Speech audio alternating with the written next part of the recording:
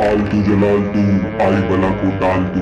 अरे दुकान के बाहर नींबू मिर्ची लटका लो, नजर नहीं लगेगी। अरे इस बच्चे को काला टीका लगा दो, नजर नहीं लगेगी। अरे आज अमावस की रात है, बाहर मत निकलना।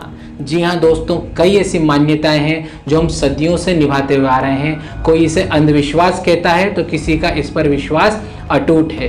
कई ऐसी मान्यताएं हैं, लेकिन एक चीज याद रखिएगा, हम इंसान किसी चीज को फॉलो दो ही कारणों से करते हैं। पहला, एक तो हमारा उसमें लालच छुपा हो और दूसरा उसमें हमारा डर छुपा हो। तो आज हम ऐसी ही 5 भारतीय मान्यताएं हैं वो डिस्कस करने वाले हैं और उसके पीछे का कारण जानने वाले हैं। तो चलिए डिस्कस करते हैं। बेटा नदी आने वाली सिक्का कौन डालेगा? पापा पापा सिक्का मैं डालूंगा, मुझे दो ना। नर्मदे हर गंगे हर। जी हाँ दोस्तों, ये वह शब्द है जो हम बचपन से ही सुनते आ रहे हैं और नदी में एक विश मांगते हुए सिक्का फेंकते भी आ रहे हैं। लेकिन क्या कभी किसी ने इसके पीछे का कारण सोचा है कि आखिर में हम नदी में सिक्का क्यों फेंकते हैं? तो आइए हम इसका कारण जानते हैं। देखिए, पहले के गांवों में, कस्बों में पीने के पानी का स्रोत एक ही रहता था, लाइक कुआं, तालाब या नदी।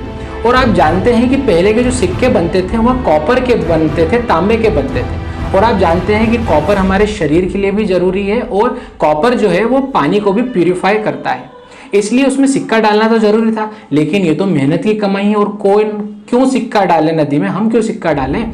तो इसलिए हमारे पूर्वजों ने एक मान्यता बना दी कि अगर आप नदी तालाब में सिक्का डालते हैं और कुछ विश मांगते हैं तो विश आपकी पूरी होगी। इससे क्या होता था, इससे उस नदी तालाब का जो पानी है उसमें हम सिक्के डालते थे और वह प्यूरिफाई हो जाता था और हमारा काम भी हो जाता था। और यही आगे चल के एक मान्यता बन गई जो आज भी चलती हुई आ रही है।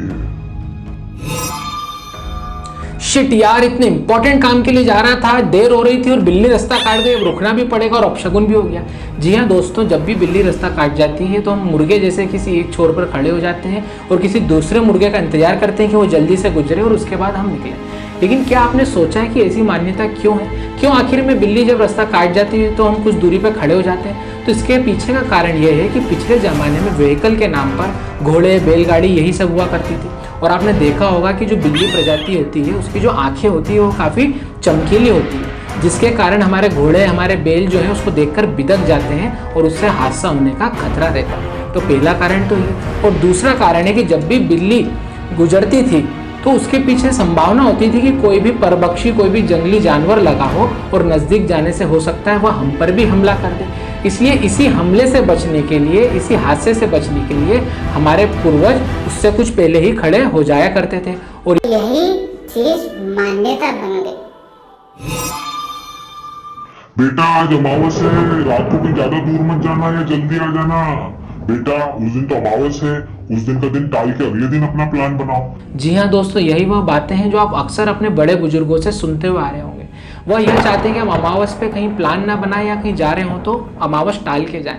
तो इसके पीछे का कारण क्या है? आखिर क्यों हमारे बड़े बुजुर्ग जो हैं वह अमावस की रात को हमें कहीं ज़्यादा दूर जाने नहीं देते या जल्दी आने के लिए कहते हैं? तो देखिए, इसका कारण यह है कि अभी तो देखिए साइंस ने काफ़ी तरक्की कर ली है, हमारे पास इलेक्ट्रिसिटी और काफ़ी चीज़ें हैं। लेकिन पहले के ज़माने में अगर हम बात करें लाइट की, तो रात के समय में जो हमें उजाला मिलता था वह एक तो चंद्रमा की रोशनी थी और अगर बोलें तो लालटेन वगैरह हुआ करती थी।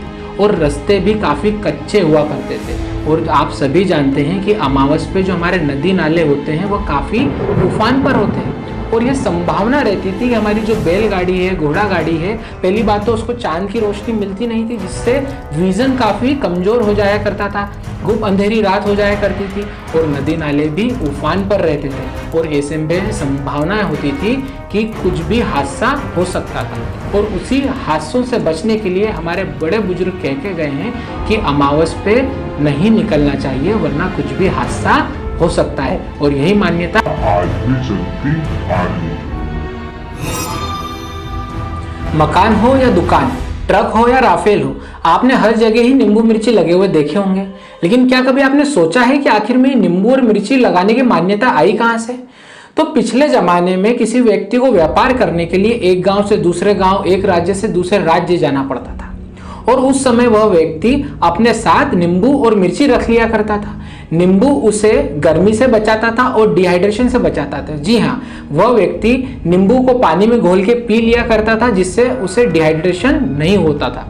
और वहीं दूसरी तरफ जब भी उसे कोई सांप काट लिया करता था तो वह मिर्ची चबा लिया करता था। अगर मिर्ची का स्वाद उसे वैसा ही तीखा आए तो उसे पता चल जाता था कि यह सांप जहरीला नहीं है। वहीं दूसरी तरफ अगर वह मिर्ची खा के उसे तब भी स्वाद नहीं आए मिर्ची का तो उसे यह पता लग जाया करता था कि यह सांप जो है वह जहरीला है और उसे जल्द ही इलाज करा लेना चाहिए। बस वहीं से अपने साथ नींबू और मिर्ची का प्रचलन स्टार्ट हुआ और जिसने आज मान्यता रूप ले लिया। अरे दूल्हे की कटार कहाँ गई? उसे ऐसे बिना कटार के मत घूमने दो। जी हाँ दोस्तों, यह वह वाक्य है जो आपने किसी न किसी दोस्त की शादी या रिश्तेदार की शादी में जरूर सुना हो। लगभग हर समाज में एक प्रथा है कि दूल्हा और दुल्हन को अपने साथ शादी के दौरान एक कटार रखनी पड़ती है। तो क्या आपको पता है कि आखिर में ये कटार रखने का प्रचलन कब स्टार्ट हुआ और हम ये कटार क्यों रखते हैं? तो देखिए, पिछले जमाने में भी बारात एक गांव से दूसरे गांव जाया करती थी, लेकिन पिछले जमाने में आज की तरह ट्रांसपोर्ट नहीं हुआ करते थे। उस बारात को पहुंचने में कई घंटे, कई दिन और कई हफ्ते लग जाया करते थे और ऐसे में संभावना होती थी कि रास्ते में कोई भी चोर, लुटेरा, डाकू उस बारात को लूट ले। तो स्पेशली दूल्हे को एक हथियार दिया जाता था, एक कटार दी जाती थी ताकि वह लुटेरों से अपनी रक्षा कर सके। और बस यहीं से वह प्रचलन स्टार्ट हुआ जिसने एक मान्यता का रूप ले लिया और आज हर दूल्हे और दुल्हन को एक कटार थमा दी जाती है उन्हीं रस्मों के नाम पर। तो जाते जाते दो पंक्तियों द्वारा अपने शब्दों को विराम देना चाहूंगा। मानते आए हैं कई प्रथाओं को, मानते आए हैं कई प्रथाओं को, किसी को है पूरा विश्वास तो कोई कहे अंधविश्वास। निभा सको तो निभा लो, निभा सको तो निभा लो, पर मत रोको तुम अपना काम। रखो श्रद्धा अपने मन में, बस लेते रहो तुम प्रभु का नाम। तो अगर आपको मेरा ये वीडियो पसंद आया है तो प्लीज प्लीज प्लीज लाइक कीजिए, शेयर कीजिए और हाँ, जिस किसी ने भी अभी तक चैनल को सब्सक्राइब नहीं किया है तो प्लीज सब्सक्राइब भी कर लो। तो ये फ्री है।